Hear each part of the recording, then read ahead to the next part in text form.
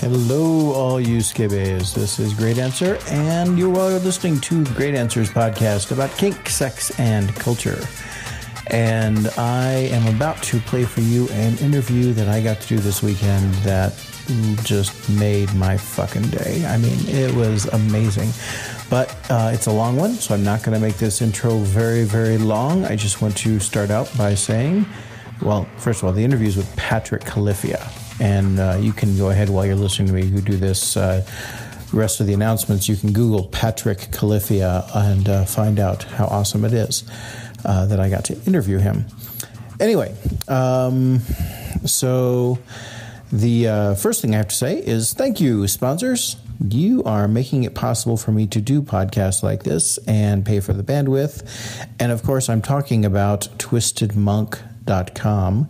Twisted Monk celebrated Earth Day this weekend, and he did it by pointing out that he takes great care in making sure that his materials that he uses are good for the environment and good for the people's skin who the rope gets put on.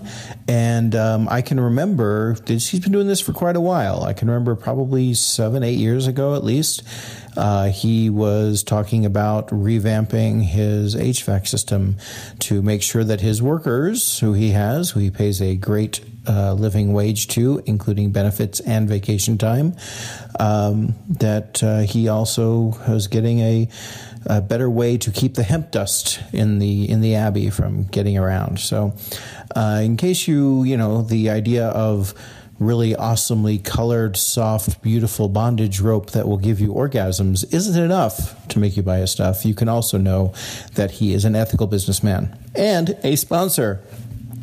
Speaking of sponsors, thank you to Japanese Bound.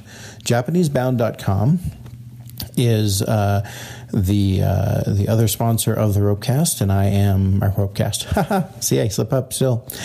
The sponsor of this podcast, and I am very grateful for their support in helping things out. Go to JapaneseBound.com and take a look at some of the classic and rare and hard to find videos that are there, including they are just any day now they're going to have to close it down, but they had a licensing agreement for the videos with Kawakami Yu, who is currently a big star in Japanese fetish and bondage film, but this is things from her earlier work and hard to find. So if you are a fan of that kind of work, you should definitely go to JapaneseBound.com. And even if you're not, you should go and just maybe send them a message saying thank you for sponsoring the podcast with this great interview that I'm about to bring. But the last thing I will say is that if you have not yet bought your Ropecraft tickets, you should. We are verging on a month until Ropecraft Chicago, which is all of the fun of the past two Ropecrafts plus an extra day. And if you're like going, well, I can't decide to go whether to go to International Mr. Leather or go to Ropecraft, guess what? You can do both. You can get a day pass for Saturday or Sunday, and have a much cheaper hotel, a very nice hotel, but a much cheaper hotel than you would get in downtown Chicago, and then pick one of those days, Saturday or Sunday, to go to IML and enjoy all the stuff there. The other day you stay at Ropecraft and you get all the fantastic classes, and then whichever day it was, doesn't matter, you get Monday for free. You get to come to the open space event, the Ropen Space, and you get to come to Munternalia, which is kind of like a little, think of it as a little sidewalk fair kind of thing. We have a chainsaw sculpture going on Monday, and I just found out that Glamazon Tayomi will be attending on Monday. So I'm really looking forward to seeing her in person finally. You may have heard her or me on her podcast or her on our podcast. So anyway, ropecraft.net is the website. Oh, and you should also grab a hold of one of those tickets to the intensive, which is on Friday. And there's a limited number of tickets, but it's with some really, really great presenters, Mark Deviat and Lonnie Deviat, and they'll be teaching all the he-she. It's a series of he-she ties that build on each other, going all the way from just the basic kind of looking like a net on the person, all the way up to totally rock-solid suspension-worthy he-she ties. And it's the one that he uses when all of his performances, and he can teach it to you on Friday. And it's an add-on ticket, but if you have a registered ticket for Ropecraft, you are qualified to get it. So those are the thoughts I'm going to give for that. Now I get to talk about Patrick Califia. Now, Patrick Califia is, if you wanted to give him a current statement, you just say, an American writer. Writes essays about sexuality and also erotic fiction and poetry. Now, Patrick is a bisexual trans man, and prior to transitioning, he identified as a lesbian, and as such wrote for many years a sex advice column for Drummer, which is the gay men's leather magazine. Now, his writings explore sexuality, gender identity, lesbian erotica, and especially works about BDSM subculture. Now, Patrick also was a pioneer in the times of the what's known as the lesbian sex wars. Has been nominated for awards such as the Lambda Literary Award, and also for the compilation of columns that he's done for The Advocate. He's presented for the American Academy of Religion Conference in Montreal. And interestingly enough, this is a fun little thing, all you Canadians thinking you're so smart. When Califia would travel to Canada, his pornographic works were often seized by Canadian customs until he fought a court case to allow them to be accepted. Afterwards, he wrote of his amusement at finding that the anti-porn feminist Catherine Itzon's book, Pornography, Women, Violence, and Civil Liberties, was seized under the very law she had helped establish, while Califia's books were recognized as acceptable by that law. And he has also been part of the fighting against the anti-porn legislation from people like Catherine McKinnon. 2013, Equality Forum named him as one of their 31 icons of the LGBT History Month, and currently is working on other books and presentations. Also worked for a while as a therapist. And I'll hear about all that stuff in this really, really awesome interview.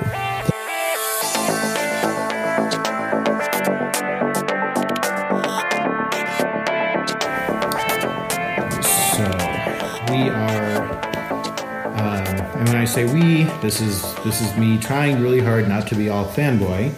I mentioned in my last podcast that if the gods smiled on me, I would get to interview Patrick Califia for the podcast, and the gods have truly smiled on me because I'm sitting here with him in the chair.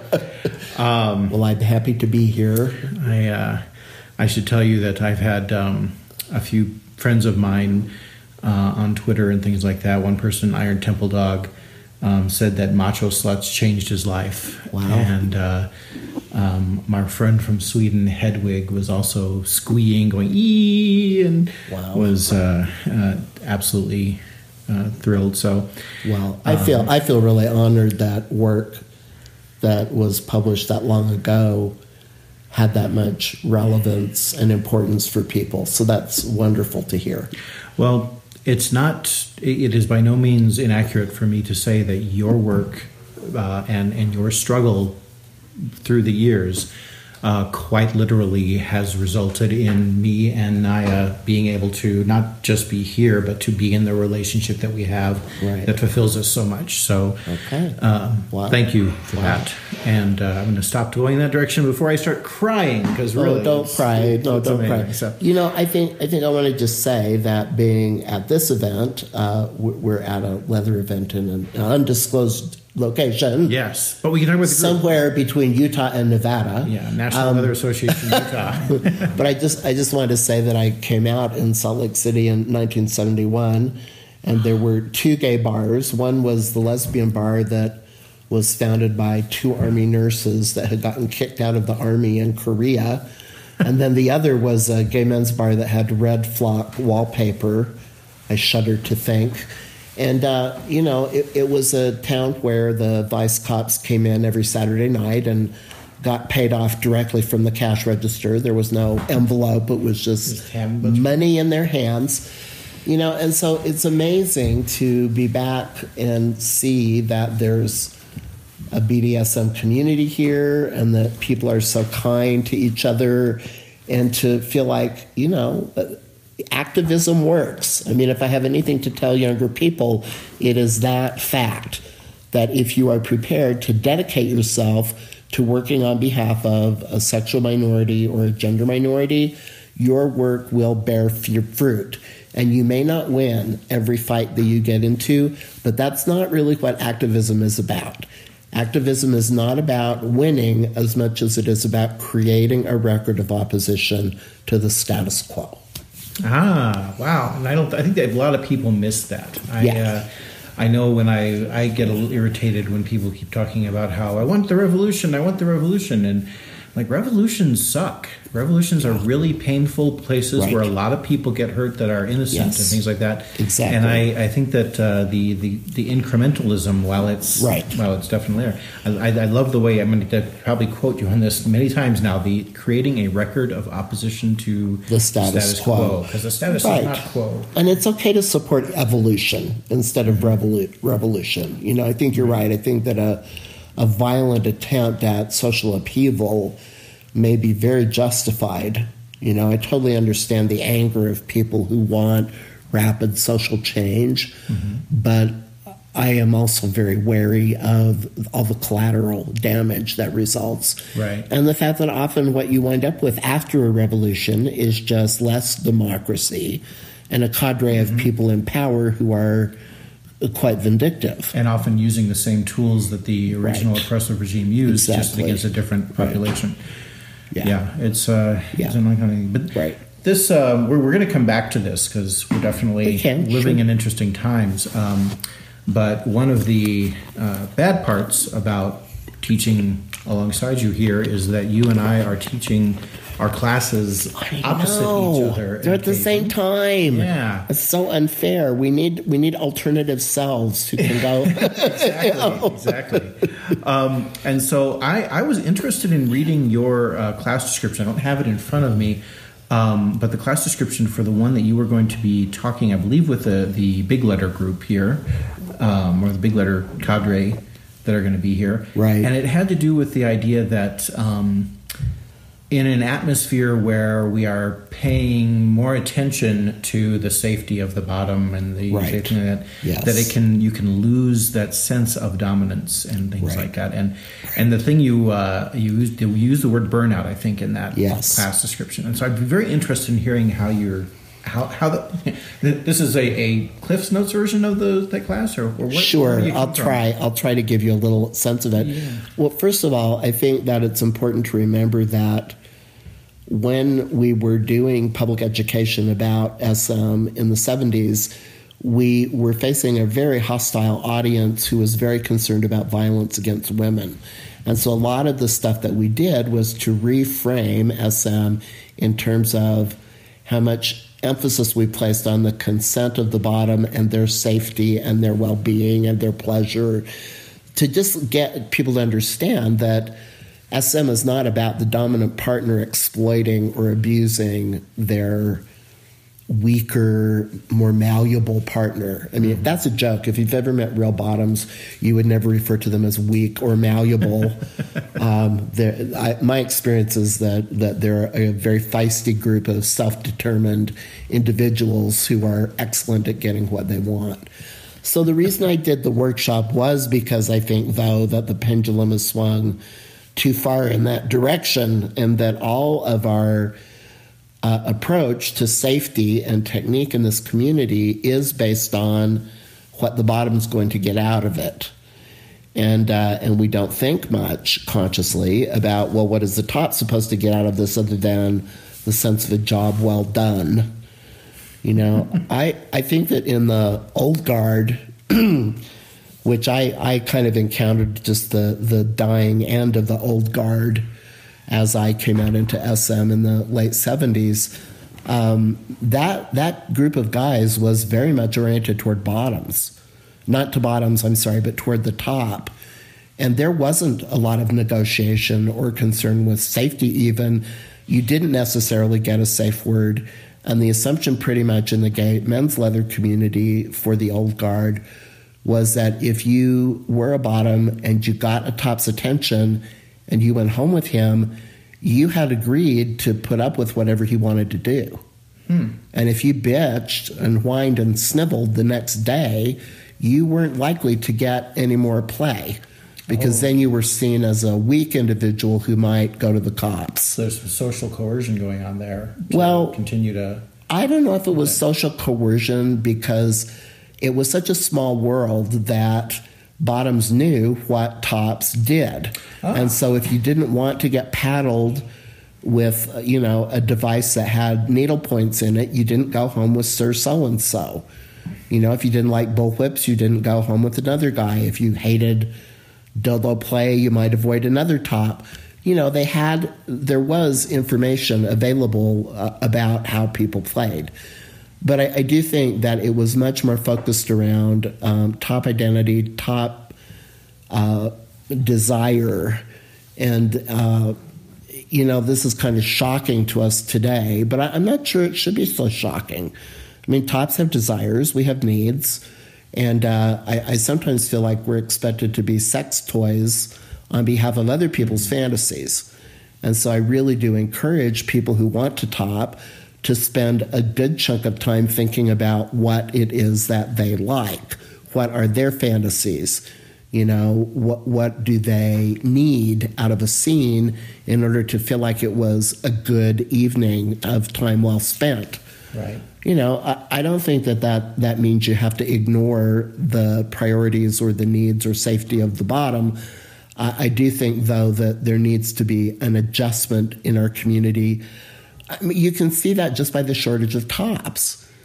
I mean, why? Why is that? Why don't people want to top? Well, because it looks like a lot of work for not much payoff. I've enjoyed seeing that occasionally when someone goes from being a bottom to being a switch. Yes. They're like, this is a lot of work. I'm like, yes, feel my pain. Yeah, I'm carrying heavy bags around full of arcane objects. What is this for? Right. Yes, definitely. Or the first time a woman tries pegging, aside from the fact that they will, have a strap on and want to, wave it around a lot. Right. Afterwards, like, wow, my thighs hurt so much from all the pressure. Like, yes, see what happens there? Yeah, even just being a top in vanilla sex can be quite a bit of work, can't it? Absolutely. You have to develop some muscle strength in parts of your body that you don't use when you're holding your legs up in the air.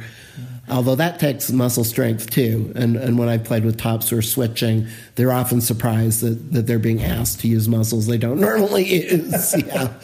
Yeah. Then there's always that's actually part of my class is the right. We need to work on our core strength because your back will give out and your knees will give out after a while. I mean, I do think that one trend in the community that I question is the trend toward feeling that unless you're in a 24/7 master-slave relationship or mistress and slave, that you're not really playing at a level intense enough to be considered a heavy player. And I really question that. I'm not primarily a dominant. I'm primarily a sadist. Mm-hmm. I do like being viewed as a daddy in play, but I don't want a 24/7 relationship with a bottom. I need time off, and I also think that most of the people I play with need that time too. And I think the dynamic between sadists and masochists is very different than the dynamic between dominants and submissives. Fortunately, for many of us, there's a blend of those elements, so we don't have to pick and say, I only do this other thing. I'm really glad to hear you say that because this actually just a couple of weeks ago in Pittsburgh, there was a discussion about people were upset that because they enjoyed playing in DS, dominant and submissive pickup play, right, that they were looked on as not being true dominants or true submissives or things like that because they weren't in a long-term relationship like that. So you're saying that the blend can be there? A blend between sadism and masochism and between submission. Yeah, absolutely. Well, sure. Yeah, I mean, you're talking about casual encounters. Absolutely. I mean, I think that one of the wonderful things about BDSM is its complexity, and that if you want to negotiate with someone you trust, have a scene, and then not necessarily play again, you can still have a very intense and wonderful time. And there's nothing wrong with that. Nothing. So where, I mean, is there a line then to where I guess I'm thinking of, we don't want a lot of tops to start saying, well, see, Patrick Califia says we don't have to pay as much attention to the safety of the bottom anymore, or things like that. Is it more this that everybody needs to be concerned with each other's safety? I'm sorry. I don't think I'm being... I don't think you're saying that either. I'm just saying there are some people that might... I really don't want anybody to go off with that idea. I think instead of... I mean, why does one half of this dynamic have to suffer for the other half to receive a little more attention and finessing and refinement? So I'm not saying that we should quit using safe words, learning technique, learning safety. All of that is still very important. I'm just saying that I think before we play, we need to make sure that the top is also in touch with what his or her or their needs might be, so that they're going to be able to play and feel replenished and renewed at the end of the scene. So it's not just all about service topping, right? Right.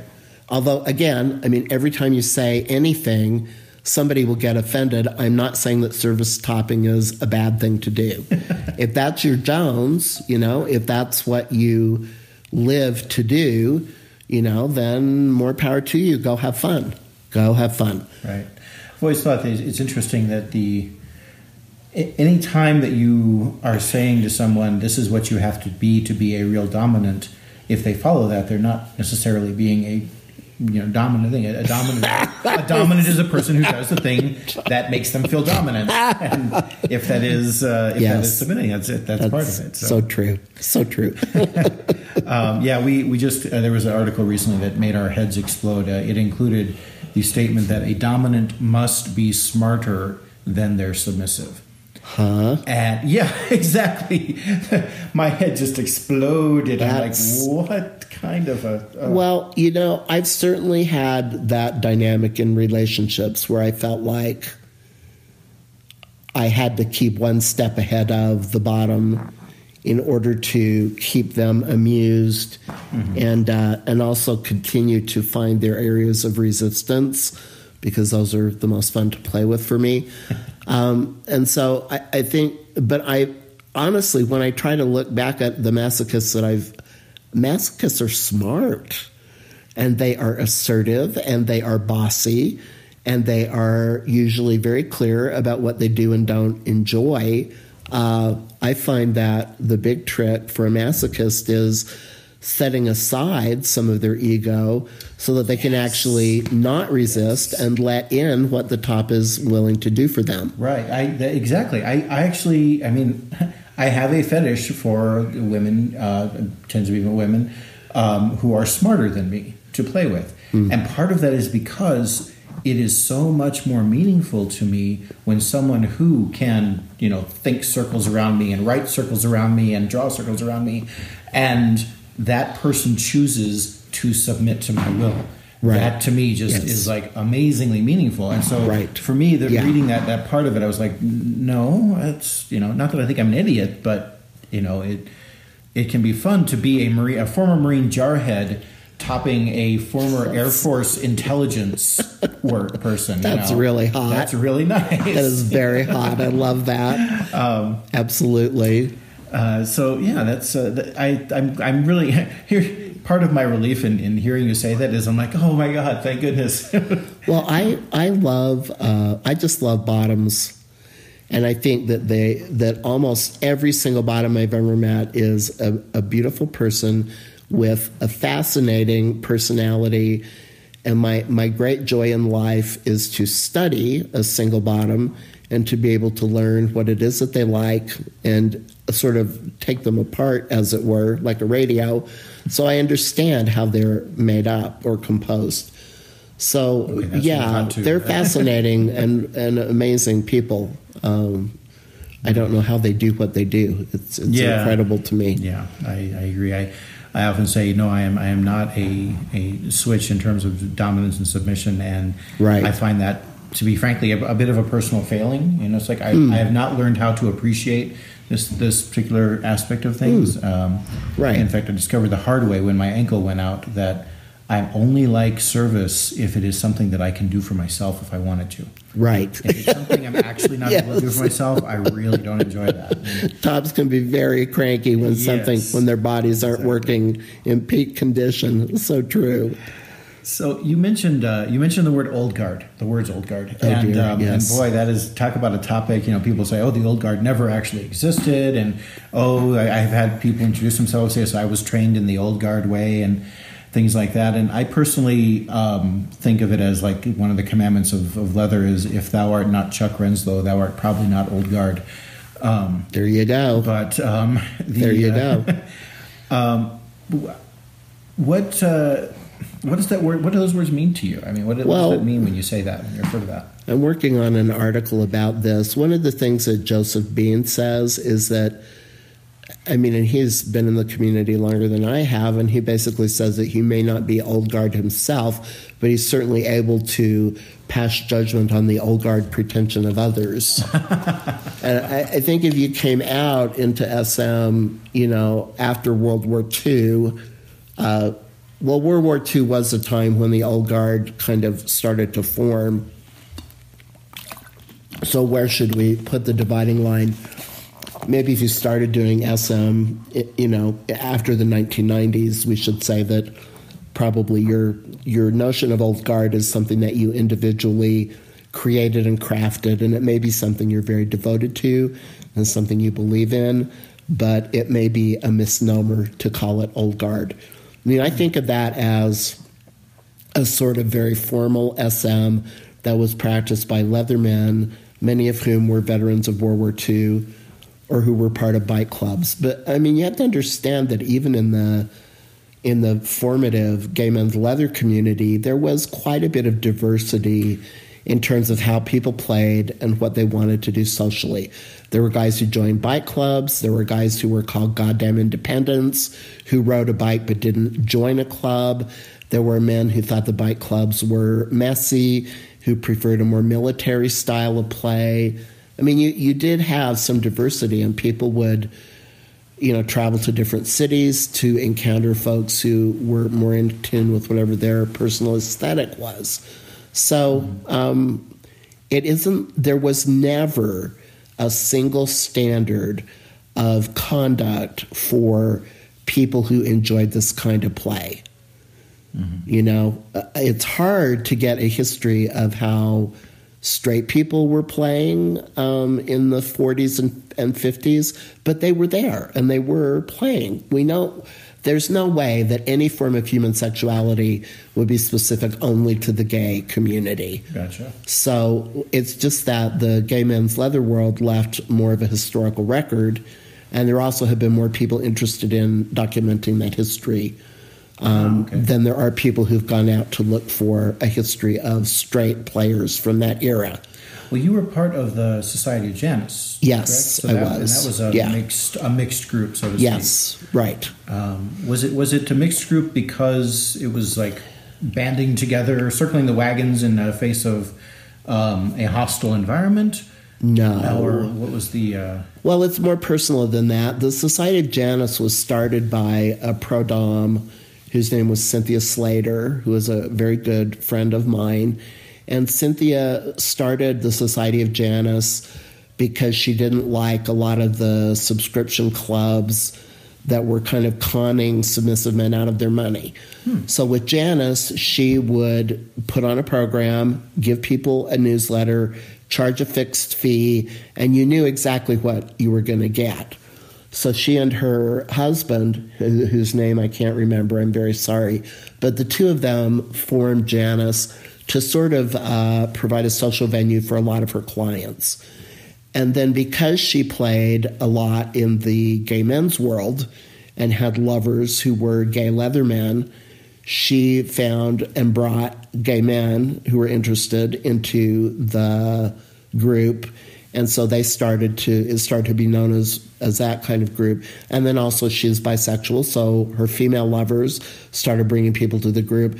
I really do think that you could look around a Society of Janus meeting and basically find, in the early days, certainly, all of the different types of people that Cynthia might want to play with, which is a very diverse group of people. Literally creating the scene that you have. Right. And so by the time I became president of the Society of Janus, it was a kind of an interesting group where there were some gay men, a lot of submissive straight men, some pro-doms, some lesbians. And Janus did start a women-only group called Cardia because they felt that maybe in a women's environment there would be more women who'd be comfortable getting involved in the scene. That was a discussion group rather than like a play group per se. Right. Well, I did see my first little BDSM scene at Cardia, because they did do demos, but there were no play parties, no. Okay.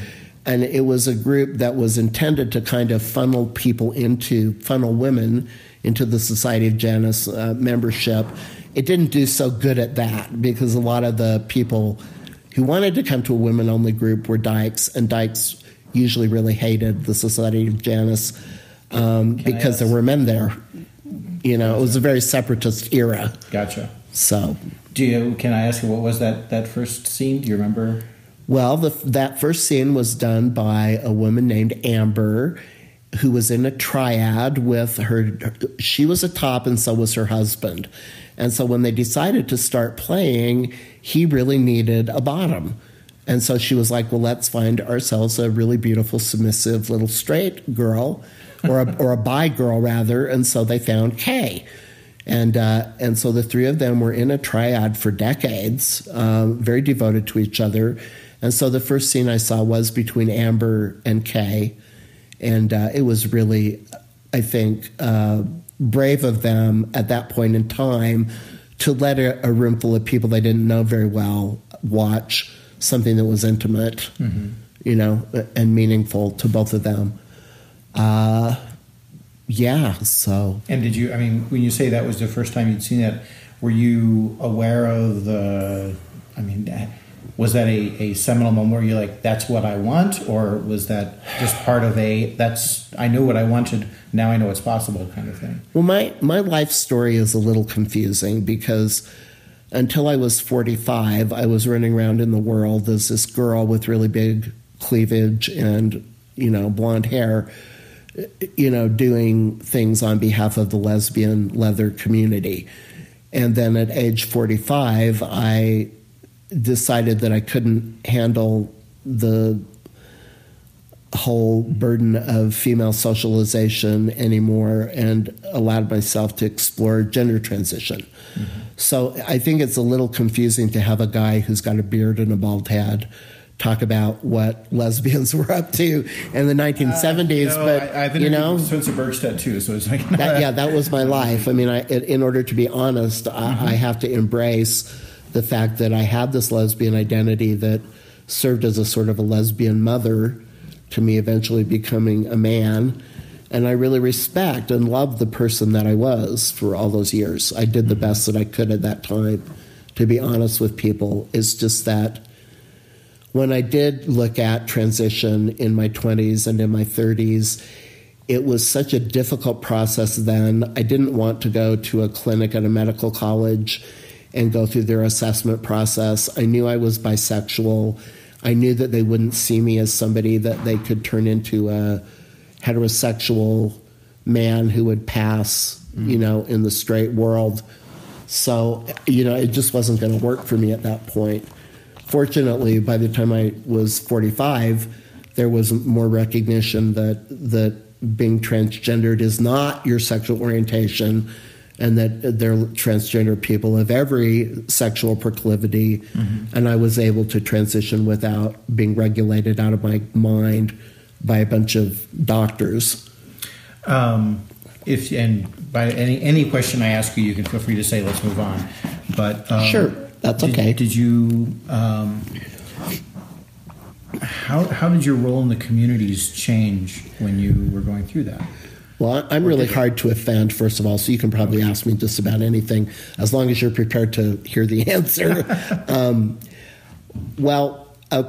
I devoted a couple decades of my life to forming leather groups, being an officer in leather groups, throwing play parties, trying to support fundraising efforts, doing all kinds of stuff. And at a certain point, I decided that I couldn't do that kind of volunteer work anymore.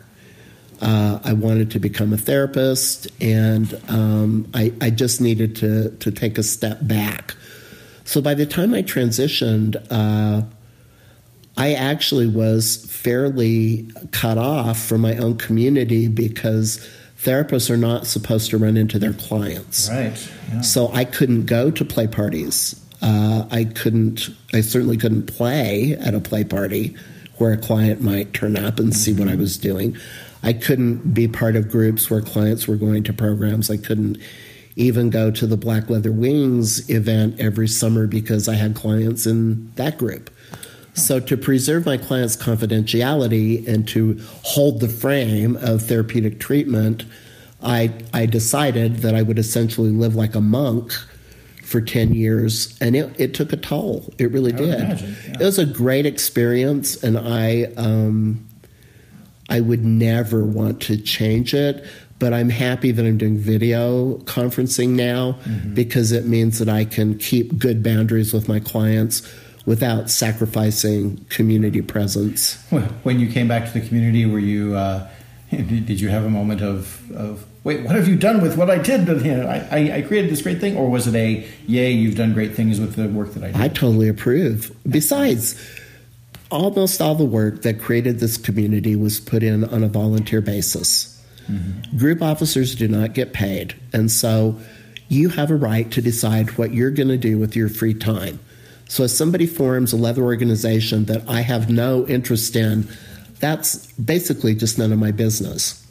And I'm actually really proud of what people have done. I think it's amazing that we have more groups, more presence, more options for people. I mean, I don't know. When I came out, we were able to form Samoa. There was a Society of Janus. There was Eulenspiegel in New York. Mm-hmm. And then eventually the Lesbian Sex Mafia got founded in New York. And that was kind of it. That was really kind of it for a long time. And so I'm amazed by what people have achieved on a shoestring, basically. For some of my listeners who are the young cool kids, who might not realize it, Eulenspiegel is also known as TESS nowadays. Right. It turned into an acronym at some point. Right. Just like the Lesbian Sex Mafia is sometimes known as LSM, because every 10 years it seems like all the girls have to have a fight about the word mafia. I personally think we have a lot more important things to fight about, but that's their gig. I agree. That's their gig. That's Miss Patty from the... Don't make me giggle. At the Leather Leadership Conference this last time was saying that now more than ever we really need to be more intersectional in our activism. Oh dear. Oh God. Yeah. Which word? I'm just not qualified to comment on intersectionality because I haven't studied it enough. Okay. Insofar as people say that we need to be more aware of feminist values and of anti-racism work, support for people who are disabled, that as long as we are looking at discrimination against leather people, we also need to look at other kinds of oppression. I think I've always encouraged people to do that, just because I don't think you can really understand how the whole system works unless you see every single piece of it in action.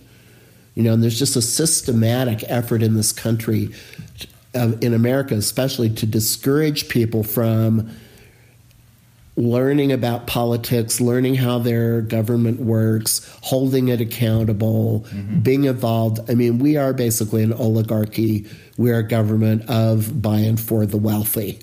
Right. So, I mean, it just became more evident. I mean, I thought I was more aware of what it was like until this last election, and I realized that I had no clue how bad it was. We got walloped, didn't we? Yeah. We got hit upside the head by the Trump juggernaut. It's funny watching your face when you were talking. When I brought up the intersectionality, I think I was expecting that reaction because anytime your name is mentioned, almost always at some point in the conversation, someone will bring up the term fourth wave feminism and the sex wars and things like that.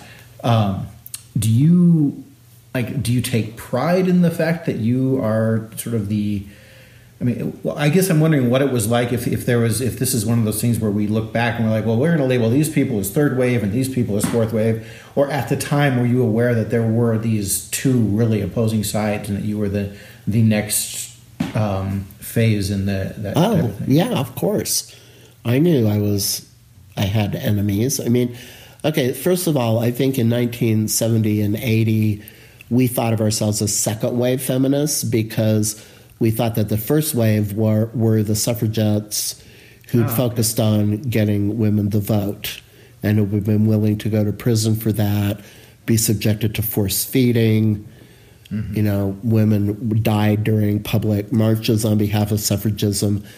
I mean, there was just an incredible amount of activism then. So we thought of ourselves as second wave feminists. I don't know where fourth wave comes from. Did I know? I absolutely knew that I was fighting for a different kind of women's movement where sex was viewed as an issue that was important to women, not just reproductive rights, but also pleasure, and that being able to support women's right to explore a variety of sexual identities and behaviors was just vital because that's part of male privilege, and because it was something women wanted to do. And if women wanted to do it, then they should be able to do it and not be stigmatized and not be shamed for that behavior, especially not by other women. We were facing an anti-porn movement that had a very clearly defined ideology that was based on hatred and fear of men. And, people in the anti-porn movement would say things like, we don't need research to prove what's killing us. They really wanted to turn feminism into the single issue movement that was about censorship, closing porn shops, getting rid of any expression of BDSM. Well, obviously, we couldn't let that stand without protest, because so many of the women, the female-bodied people involved in Samoa were feminists and had been since our childhoods. So, I was very aware of the political struggle I was in the middle of. I think I resent the various intellectual fads in academia and the power that they've come to have over anybody who's involved in progressive politics. Often the only thing I see is a change in jargon. Right. I don't really see a difference in what the agenda for change needs to be or what we need to do to actually make that change happen. And I think that a lot of people who could be activists get sidetracked into arguments about jargon and about theory, that really seems to me to be just another sea change in academic intellectual fads. So I'm not a Neanderthal. I've read Foucault. I've read Derrida. I've studied all of the French structuralism kind of things. And some of it is very helpful, But I don't think that anybody should be drummed out of the movement because they're not fond of any particular school of theory about oppression and its origin. I think I resent the implication that the very important work that we did can somehow be condescended to. Okay. I'll stack my achievements up against anybody who wants to talk about intersectionality. I actually think that you are kind of the model for the intersectional and work on that stuff. But that's my own personal opinion, and I am very far from being intellectual. So. The reason I refrain from commenting on it is that, honestly, I don't feel like I've studied enough about that particular word and what it means to be able to give you an intelligent response about it. So I'm not saying it's bad. I'm not opposed to it. I don't mean to be, condescending toward it. I'm just saying that it's not. Yeah, it's a loaded word, definitely. So that's fine. By that same idea, then, given what you see of our current culture, what do you think needs to be worked on more now? By our community? Yeah. I mean, what do you see? Oh, my God. I did a whole workshop on this at Kink Fest a couple weeks ago. I did a workshop on the history of our community and activism. There are so many things that we need to be working on. And I think that one of the things I see right now is that a lot of leaders, their energy is taken up by running gateway organizations that are for newcomers. So we run a lot of organizations that do really important work, kind of being lighthouses in a sea of vanilla. And these organizations bring people in, and in them they learn BDSM mores, our history, our fashion, safety, health, all that stuff. So we need that to happen. If we don't have social opportunities, we don't really have a community. I mean, basically, at bottom, I think that what this community wants is the ability to form the kind of relationships we need and engage in the kind of sex that we have without being oppressed for it and without being discriminated against or stigmatized.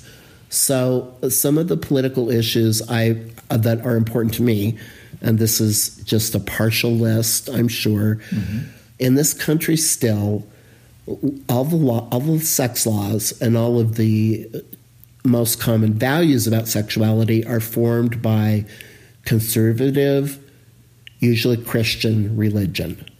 And so that also has a tremendous impact on the basic values of the mental health profession. And so in order to address any of that, I think there's a real need to look at what religious leaders and their organizations think about us and seek greater integration with those organizations and get recognition that God does not hate the sadomasochist. Just like the gay movement needed to make it really clear that God doesn't hate the homosexual. And then there's a lot of stuff in the mental health profession that we need to address that has to do with therapists and psychiatrists assuming that we're mentally ill, or that even if they wouldn't use the term mentally ill, they would still see our sexuality as being less than a vanilla relationship. That is going to take a long time, because even if you change what's in the DSM, in the diagnostic categories, you still can have grassroots resistance to the idea that, now all of a sudden we're going to tell these freaky people that they're okay. Yeah. So to do public speaking for doctors, for therapists, for psychology classes, all that is really important. I think that the movement for gay liberation would never have made progress except for the fact that people started coming out on the job to their family, and they often did that at great cost.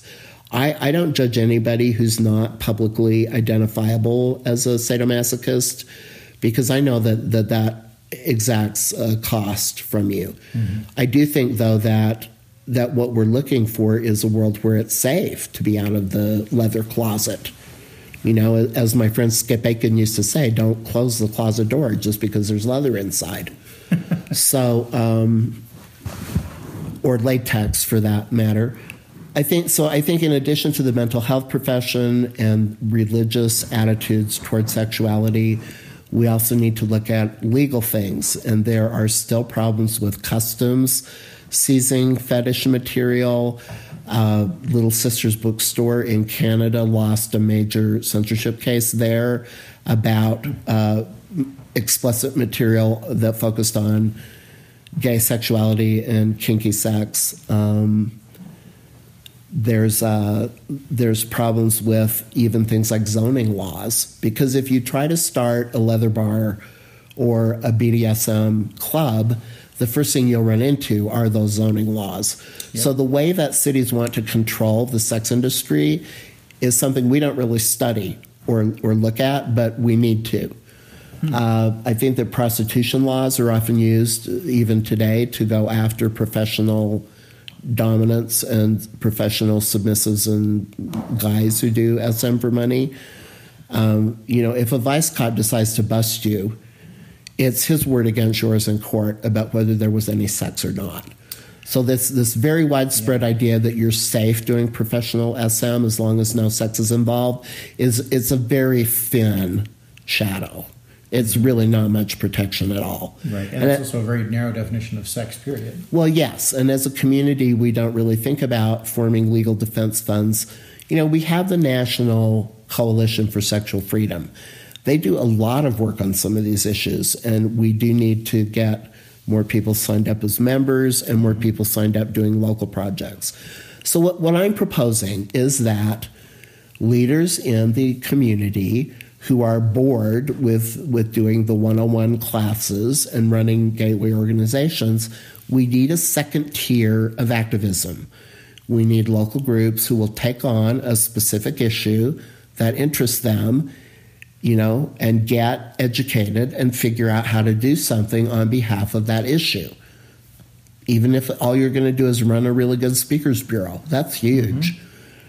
Work with doctors, work with nurses to make sure that our community can get decent medical care. One of the things I love about that idea is that one of the issues that I'm seeing and running into in the community is the rock star mentality, that there's a track of you get involved, you learn skills or get stuff, you become a teacher of things, and then you're traveling around doing it, and then you run events, and that's the only. And I say that because that has been sort of my track of things, doing things, and it does lead to burnout. I have come really close to burnout, and it was only thanks to a wonderful leather dyke named Max that I managed to miss it barely. She gave me some great advice that helped me through that. We need to have more places for people to do that kind of work that's outside of that. Also, so there's less tendency. And sorry, I'm going to tiny little soapbox moment. One of the other issues we have is finding a way for restorative justice. Yes, for people who have made mistakes, who want to come back into the community in a positive way. But if they only see the ability to teach there, that's a problem. But I love this idea of the second tier of activism. Well, we have problems within our community. If there's an issue with domestic violence, we're afraid to call the police. Mm-hmm. In fact, we can't really police dominants who don't play safely or who disregard consent. I've had issues with being stalked by a community member that's gone on for decades. This person has stalked me in a really malicious way. And it's scary, And so I think another thing we need is better conflict resolution within our community. And simply running around and telling everybody, don't play with X because they're not safe, just makes them seem more sexy. Exactly, often. Yes. And we don't banning them. They'll just go off and form their own group. We don't have a way to really help people who have been hurt. Now, thankfully, that's a minority of cases, but the fact that it happens at all concerns me, and I think we need a way to address it instead of just pretending it doesn't go on. Right. I think that we need to have access to the same social services that everybody has, like couples counseling. There was something I wanted to address, and it's slipped my mind. Well, I guess I want to say that we still face a surprising amount of discrimination when it comes to things like employment, Housing, even. I've been turned down for housing because of, or evicted from housing because my landlord didn't like my equipment being out or accessible. I think that in custody cases and divorces, there are often threats made. If you try to get custody of our kids, I will bring up your sexuality and make it look like you were the bad guy, even though we both were doing these things. Yeah. I mean, I don't know. I am, the fact that there's not great big headlines that say, 55 SM people were put in jail doesn't mean that bad things aren't happening. And it can be a little bit hard to do activism that's about changing people's attitudes instead of trying to do legal reform in a big way. But often the work that we wind up doing is about public education and about changing attitudes, not so much, at this point at least in our lives as activists, not so much about trying to get new laws passed and take cases to the Supreme Court. Although that has happened. I mean, the Barbara Nitke case was very important. We had an international movement to support the Operation Spanner defendants in England. That was incredibly important. Our community has done a huge activism on behalf of the AIDS epidemic. Every city has got an AIDS organization that was founded by Leathermen. And the leather community consistently does a better job of fundraising on behalf of charities than any other part of the gay community. So we're awesome. When we get angry and we get involved, we do really wonderful things. So, yeah, those are just some of my ideas. I'm sure there's stuff I didn't mention. No, I think that's great. But that's just some of it. So I have two questions I want to ask you. One is a very easy and fun one. Okay. And one is more personal, but possibly won't be that much fun. Which would you like first? Let's do the fun one first. All right, cool. You brought up, this actually is in reference to one of my own pet peeves, which is the lazy, how do I put it? The lack of, not fashion sense, but fashion attention among dominants in various scenes. Especially... What? Well... What are you talking about? Here's what I'm talking about. And this may also be... So I'm a latecomer to leather. I started out doing things in the rope community. Right. When it was first forming and stuff like that. And then it took somebody pointing out to me that I was leather to become leather. Or identify as that. So there's this ongoing joke that, the bottom needs to look all pretty and primped and whatever you may be done, whereas the top basically needs to have a black t-shirt and jeans and boots, and that's all they need. And that's like the default the thing. And occasionally there are different matters of maybe kilts are in style now, or maybe now we'll have a specific kind of leather vest. And the fun question is basically, what do you like to see people wearing on both sides of the slash? Honestly, I don't even think about that. Really?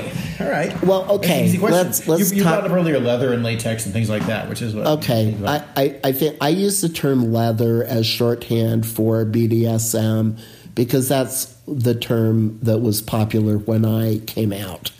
Okay. And I realize that that's not a language that maybe some younger people use. And it's not meant to exclude fans of latex or rope or anything else. It's just a generic term. It's based on the fact that a lot of the early community were guys who were riding bikes and they were wearing leather as part of their protective motorcycle gear. And so it came to be a signal of masculinity and a possible interest in bondage and other kinds of kinky sex. Because the guys who rode bikes were thought to be kind of rough and dangerous, even though most of them wanted to be tied up rather than to tie anybody else up, as usual. So when I've heard that frustrated tone in so many people. Well, I mean, all it means is that I get to have more fun because there are lots of people who are looking for play who can't find it. But I think that actually there are tons of potential tops out there who just need mentoring and more encouragement to be able to do a different kind of really erotic play. Mm-hmm. So I teach a class sometimes called How to Top for people who usually don't. And I love doing that class. I love doing that class because it's a way to teach folks who understand, I want people to do things to me. Okay, that's fine. You will always like that. But the pleasure of putting your hands on another person and having control over and manipulating their physical and emotional experience, that's very pleasurable too. I mean, most human beings like to have power. Mm-hmm. Most of us really actually love power. And so I love teaching people how to access that erotic energy.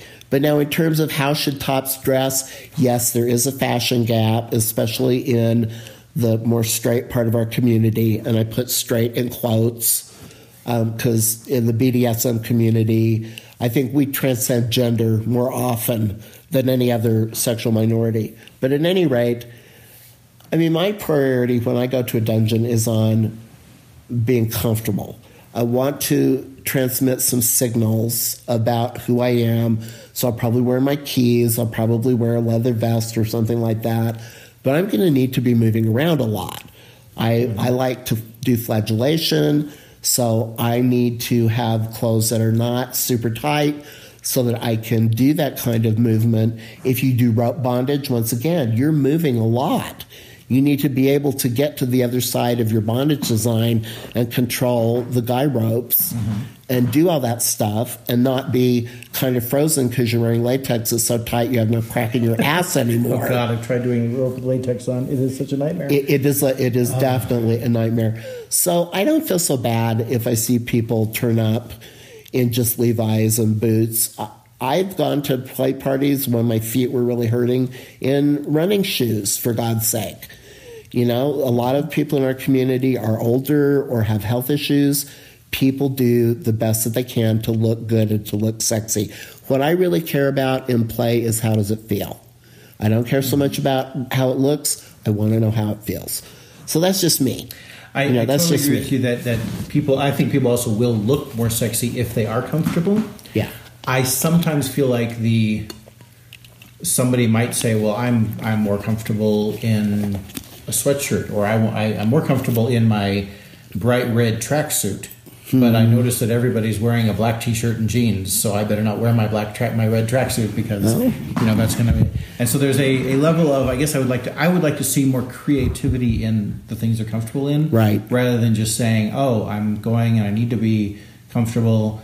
Well, I could wear this outfit that I'm more comfortable in, but people are going to expect me to wear this. Or if I wear the frilly panties, people are going to think I'm less of a dominant. In which case, I introduce them to either Twisted Monk or Darren Infinity, both of whom, I mean, Darren is a mean fucking top in his tutu and fairy wings. Oh, you don't want to encounter a top who's in an 8-year-old headspace. They're effing mean. Yes. Mean. No, I do think that we could have more diversity in fashion and more respect for individual taste. Mm-hmm. But the bottom line for me is if you put on your green tracksuit and you go to a party and you find somebody to play with, then why not? Yeah. Why not? Let 1,000 flowers bloom, as Chairman Mao once said. I think this is the first time that Chairman Mao has been quoted on the podcast. Excellent.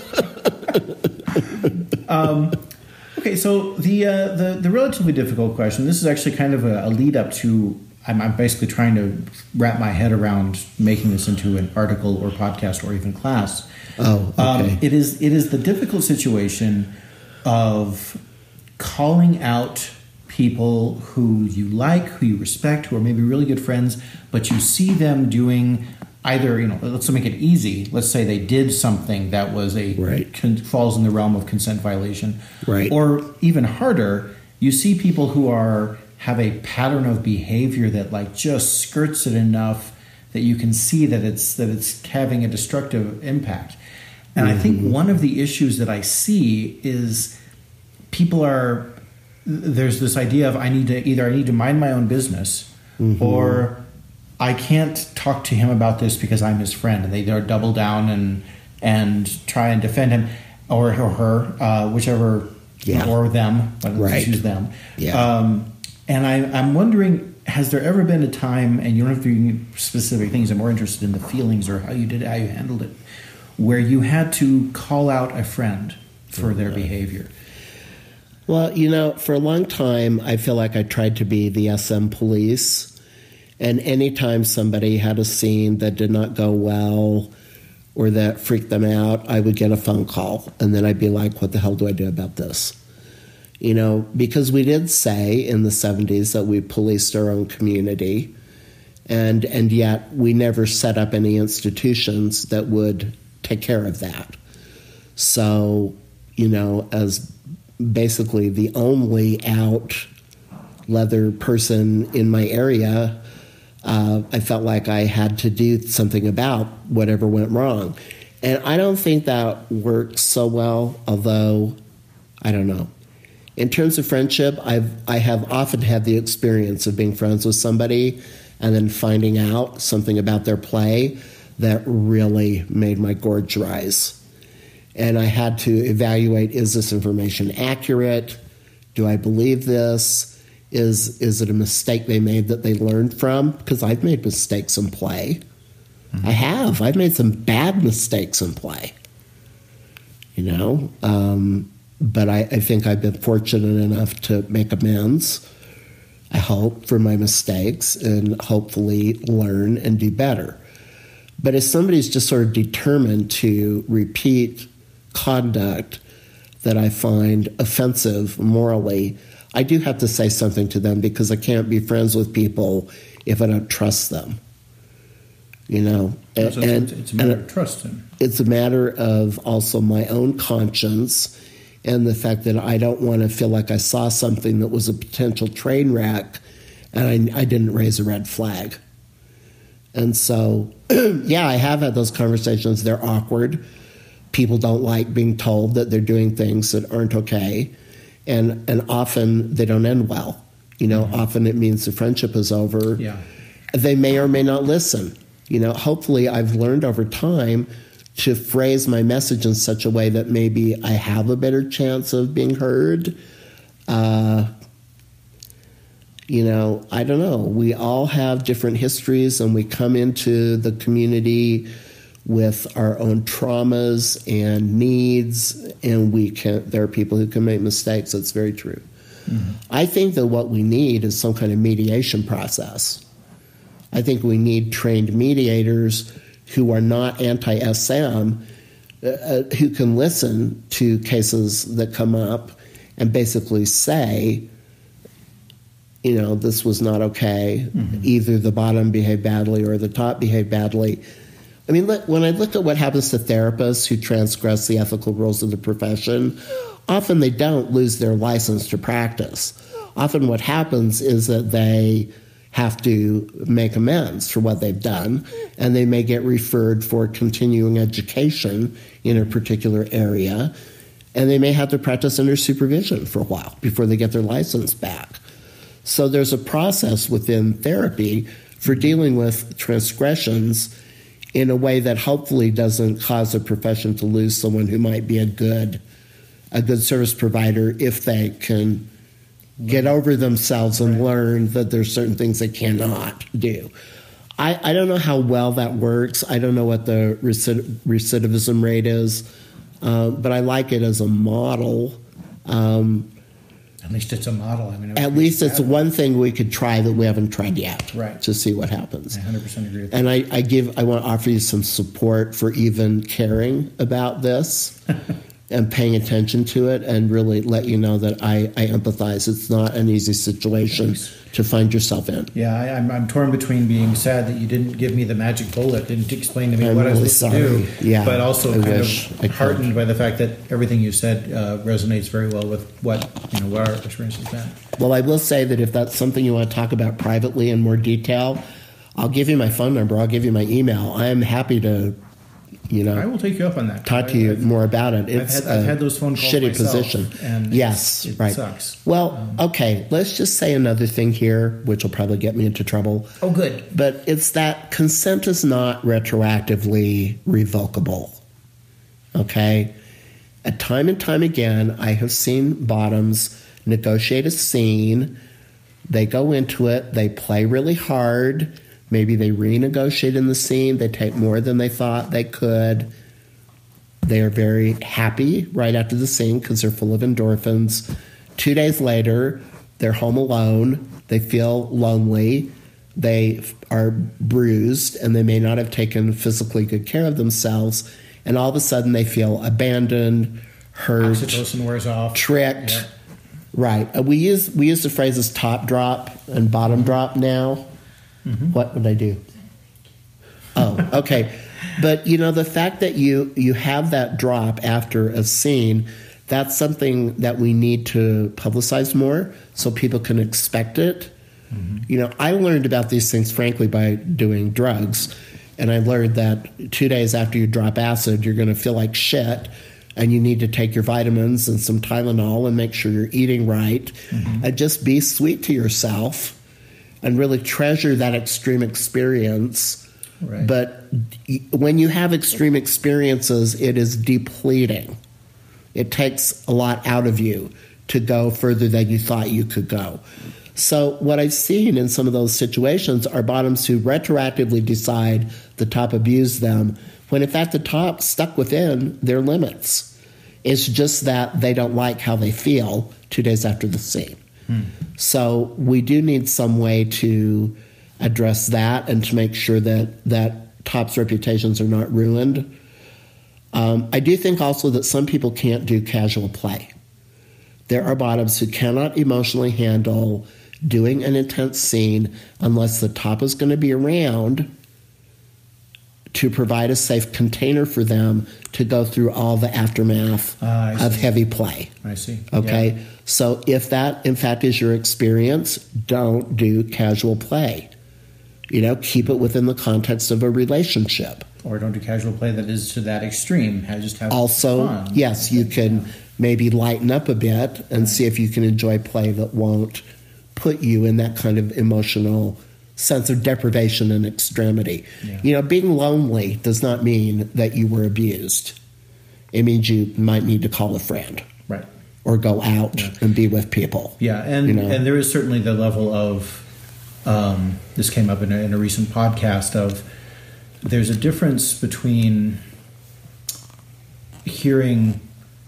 having those needs, and you call up somebody and say, I need you to take care of me, and they say, it's not my problem, right. Versus the idea of, I hear that you need this, I wish I could give it to you, but I don't have the resources. Right. That's a very different message to send because it's more empathic and it has that idea. And I feel like too often tops will think that showing or admitting that they want to care or admitting that they can't, don't have those resources for themselves, is interpreted as weakness. So instead they double down and act like it's going to be a wall, that somehow not caring implies strength, which I think is...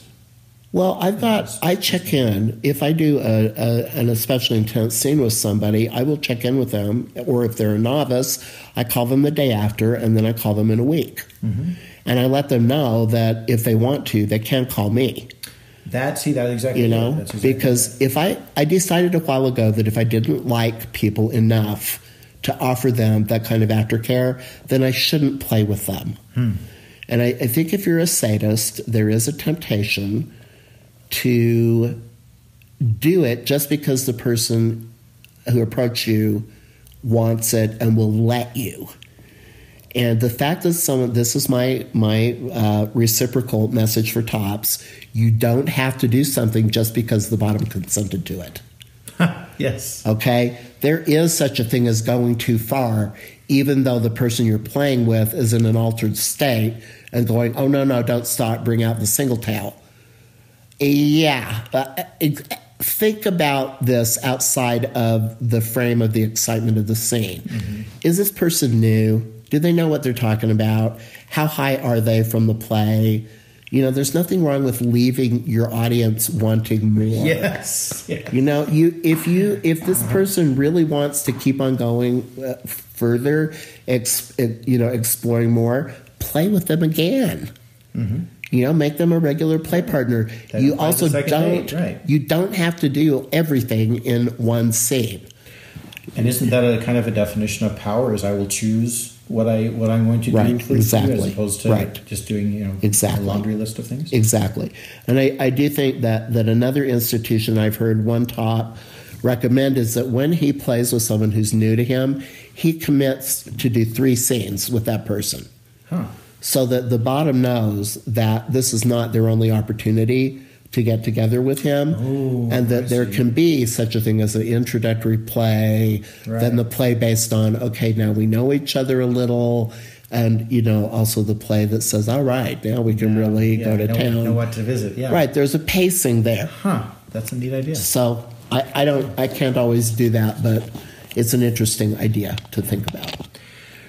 So we are getting close to lunchtime. I don't know about your but I have lightning questions to ask you. I asked all my guests in the podcast these questions. Geez. They're easy. It's like the first thing that comes to mind. Okay. It's gonna be easy. What's your favorite food?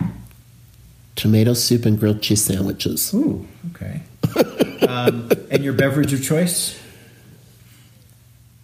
Either mineral water or Earl Grey tea. Okay. What do you anything in the tea in particular, or just Earl Grey hot? No, definitely cream and sugar. I'm like the working class tea drinker of Britain. Gotcha. If I was going to ask you to recommend a good book to read, I'm going on a long trip. I can only take one book. What book should I take? Would you recommend? Do you like fantasy? I do. I love Kim Harrison's series of books about the great tomato plague that wipes out the normals so that all the paranormals had to come out of the closet. I think that the unrequited courtship between the witch and her vampire roommate is one of the hottest things that I have ever read in literature.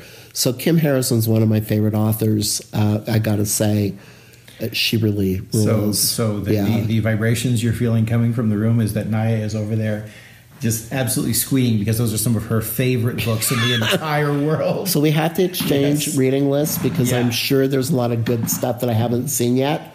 Yeah. So we'll talk. How about movies? Any movies? Good movie you've seen lately? Well, other than Fantasia, revealing my bias as an old hippie here. What movies have I seen that I thought were really good? I don't get out to a lot of movies. I really love Pulp Fiction. Oh, okay. But I will say that the early Clint Eastwood Italian westerns.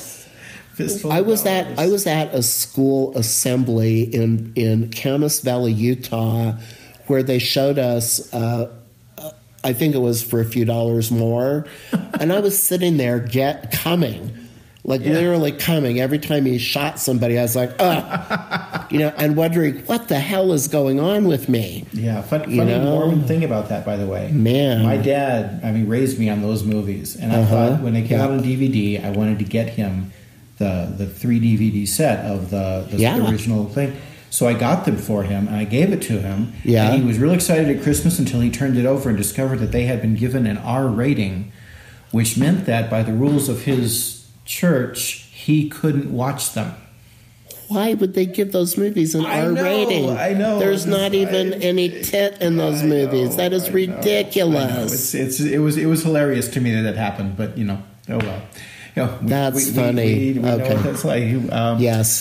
So that's ridiculous. Get a little more things. What is? Pretend I have a magic wand. Here's my magic wand, and I can wave my magic wand, and I can make anyone, real, imagined, alive, dead, historical, whatever, appear, and they will want to play with you. Who would you like me to manifest? Daniel Craig. Oh. Again, you and Naya just... Daniel Craig fills me with the longing to chain him to the wall and, shall we say, test his muscle groups. I mean, I think, he's unbearably hot, and I definitely want to hurt him. There's another action star I really like. He was in the driver movies, the chauffeur movies. Jason Statham. I wouldn't mind having access to his little body either. Yeah. Mm-hmm. Yeah. Daniel Craig in the first Casino Royale, where he's coming out of the water. Oh, yeah. Oh, my God. It's like, so unfair. Totally. Yeah, he's a hottie. He's a hottie. What is something in your toy bag that would surprise people if they knew? A bottle brush.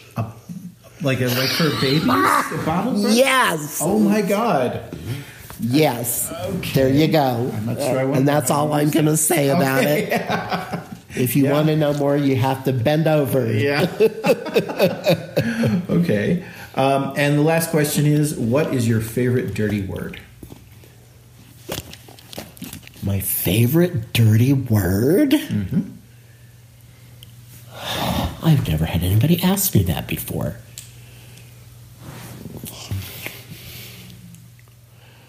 I do like talking dirty, I will admit. But it's I'm kind of not in that space right now. Mm-hmm. I would say cunt would have to be one of my favorite dirty words, partly because it's actually ungendered. And whether you have a female bottom or a male bottom, if you are trying to encourage them to get really dirty and open sexually, like the term, you dirty little cunt, et cetera, right, seems to have a remarkable effect. Yeah.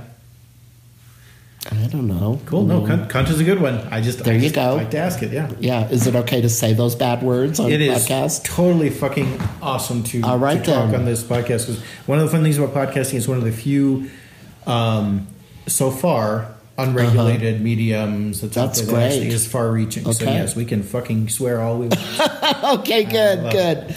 So thank you so much, Patrick. No, thank you. Fantastic. I was a little reluctant to do this because I'm really tired today, but it has been great fun. I'm glad. Great fun, so. And I hope that you get good comments and not a lot of sound and fury that signifies nothing. All right, sure.